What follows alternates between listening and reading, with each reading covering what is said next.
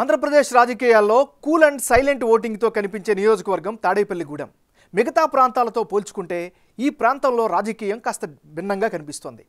Politics అంతా hot కాకపోయినా పోటాపోటీ మాత్రం చాలా గట్టిగానే ఉంటుంది. ప్రస్తుతం ఇదే నియోజకవర్గం నుంచి ఎమ్మెల్యేగా గెలిచిన కొట్టు సత్యనారాయణ ఏపీ డిప్యూటీ సీఎంగా ఉన్నారు. ఏపీలో అతిపెద్ద ఉల్లి మార్కెట్ ఇదే తాడేపల్లిగూడెంలో ఉంది. మరోవైపు అక్షరాభ్యాసాలకు బాసర తరువాత తాడేపల్లిగూడెంలోని జ్ఞాన సరస్వతి దేవాలయం ప్రసిద్ధి పొందిందిగా చెబుతారు. రెండో ప్రపంచ యుద్ధ సమయంలో బ్రిటిష్ వారు ఇక్కడ యుద్ధ విమానాలను నిలిపేందుకు అనువుగా 2 కిలోమీటర్ల పొడవున్న రన్వే నిర్మించారు. బెల్లం పప్పు దినుసుల వ్యాపారానికి కూడా తాడేపల్లిగూడెం ప్రసిద్ధి పొందింది. ప్రస్తుతం ఈ సెగ్మెంట్లో మరో ఎన్నికల పోరాటానికి సిద్ధమైంది.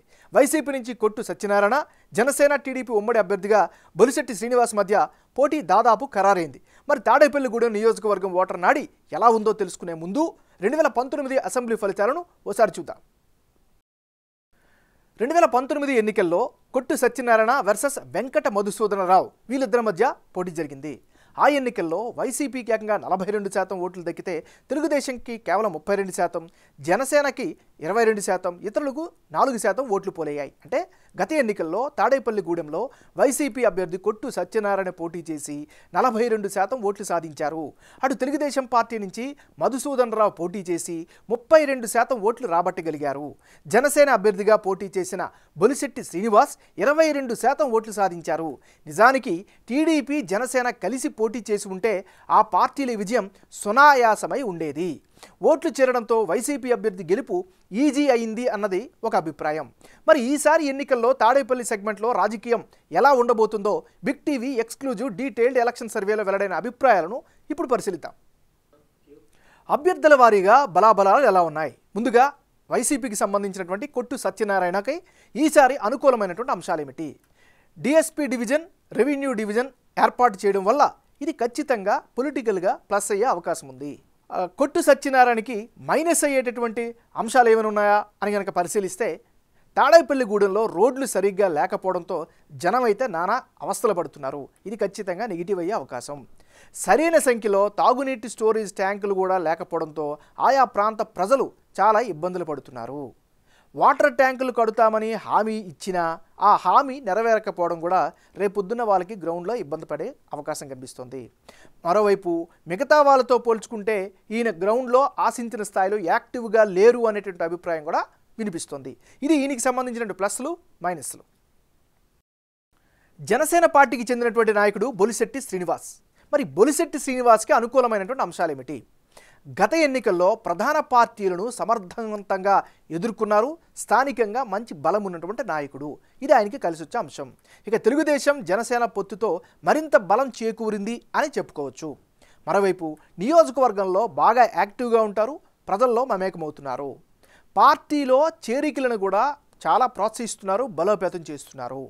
ఇంకా పార్టీల పరంగా చూస్తే జనసేన తెలుగుదేశం పార్టీ ఉమ్మడి అభ్యర్థిగా గెలుస్తారు అనేటటువంటి అభిప్రాయం జనంలో అయితే కనిపిస్తోంది. మరోవైపు సామాజిక సేవా కార్యక్రమాలు ఈయనకి చేస్తూ వస్తున్నారు. ఇది అదనపు బలంగా కూడా చెప్పుకోవచ్చు. ఇది ఈయనకి సంబంధించినటువంటి గ్రౌండ్ రియాలిటీ. ఈ నియోజకవర్గంలో కులాల వారీగా ఉండే బలాలు ఎలా ఉన్నాయి, పొలిటికల్గా ఎలాంటి మద్దతు ఉందో కనుక పరిశీలిస్తే ఈ నియోజకవర్గంలో కాపు సామాజిక వర్గం అత్యధికంగా 38% మంది ఉన్నారు. ఎస్సీలు 19%, గౌడ్స్ 17%, యాదవులు 10%, వైశ్యులు 6%, ఒడ్డెర కులస్తులు 5% మంది నివసిస్తున్నారు. అంటే తాడేపల్లిగూడెంలో కాపు సామాజిక వర్గ ప్రజలు బలంగా ఉన్నారు. ఇక్కడ కాపుల్లో 35% మంది వైసీపీకి, 55% మంది జనసేన టీడీపీ ఉమ్మడి అభ్యర్థికి, 10% మంది ఇతరులకు మద్దతు ఇస్తామని బిగ్ టీవీ సర్వేలో తమ అభిప్రాయంగా చెప్పారు. కాపు నేస్తం వంటి పథకాన్ని వైసీపీ సర్కారు అమలు చేస్తున్నా ఈసారి ఎన్నికల్లో తమ ఓటు జనసేన టీడీపీకే అన్నది మెజారిటీ కాపులు చెబుతున్న మాటగా వినిపిస్తోంది. అటు ఎస్సీల్లో 45% మంది వైసీపీకి, 45% మంది టీడీపీకి, 10% మంది ఇతరులకు మద్దతు ఇస్తామని చెబుతున్నారు. ఇక గౌడ సామాజిక వర్గంలో వైసీపీకి అనుకూలంగా 40%, తెలుగుదేశం పార్టీకి అనుకూలంగా 50%, ఇతరులకు అనుకూలంగా 10% మంది ఓటేస్తామని చెబుతున్నారు. ఇక యాదవుల్లో 35% జగన్ పార్టీకి ఇస్తే 55% టీడీపీకి అండగా నిలుస్తామని చెబుతున్నారు. ఇక మిగిలిన 10% మంది మంది ఇతరులకు మద్దతు ఇస్తామని చెప్తున్నారు. వైశ్యుల్లో 35% వైసీపీకి, 55% తెలుగుదేశం పార్టీకి, 10% ఇతరులకు మద్దతు నిలుస్తామని చెబుతున్నారు. ఒడ్డెర సామాజిక వర్గంలో 50% వైసీపీకి, 40% జనసేన టీడీపీకి, 10% ఇతరులకు మద్దతుగా ఉంటామని అంటున్నారు. ఇక వచ్చే ఎన్నికల్లో తాడేపల్లిగూడెంలో నియోజకవర్గ ఫలితాలు ఏ విధంగా వచ్చే అవకాశం ఉందో ఒకసారి పరిశీలిద్దాం. కొట్టు సత్యనారాయణ వర్సెస్ బొలిశెట్టి శ్రీనివాస్, వీళ్ళిద్దరూ బరిలోకి దిగిన పక్షంలో వైసీపీకి 42% ఓట్లు దక్కే అవకాశాలు కనిపిస్తున్నాయి. జనసేన తెలుగుదేశం పార్టీ రెండు ఉమ్మడిగా వెళ్తున్నాయి కాబట్టి 49% ఓటు షేర్ దక్కే అవకాశం ఉంది ఈ కూటమికి. ఇక ఇతరులకు 9% ఓట్లు దక్కే ఛాన్సెస్ కనిపిస్తున్నాయి. అంటే ఇప్పటికిప్పుడు ఎన్నికలు జరిగితే తాడేపల్లిగూడెంలో జనసేన పార్టీకే ఎక్కువ ఎడ్జ్ ఉన్నట్లు బిగ్ టీవీ ఎక్స్క్లూజివ్ ఎలక్షన్ సర్వేలో తెలిసింది. వైసీపీ అభ్యర్థి కొట్టు సత్యనారాయణ 42% ఓట్లు రాబట్టే ఛాన్సెస్ ఉన్నాయని తేలింది. అదే సమయంలో జనసేన టీడీపీ ఉమ్మడి అభ్యర్థిగా బొలిశెట్టి శ్రీనివాస్ బరిలో దిగితే 49% ఓట్లు రాబట్టి గెలిచే అవకాశాలు చాలా ఎక్కువగా ఉన్నాయని సర్వేలో తేలింది. బొలిశెట్టికి జనంలో ఉన్న మంచి ఇమేజ్, గత ఎన్నికల్లో ఓడిపోయిన సానుభూతి, జనసేన తెలుగుదేశం పార్టీ పొత్తులు ఇవన్నీ బొలిశెట్టి శ్రీనివాస్ గెలుపుకు సునాయాసం చేస్తున్నట్లు జనం అభిప్రాయంగా తేలింది.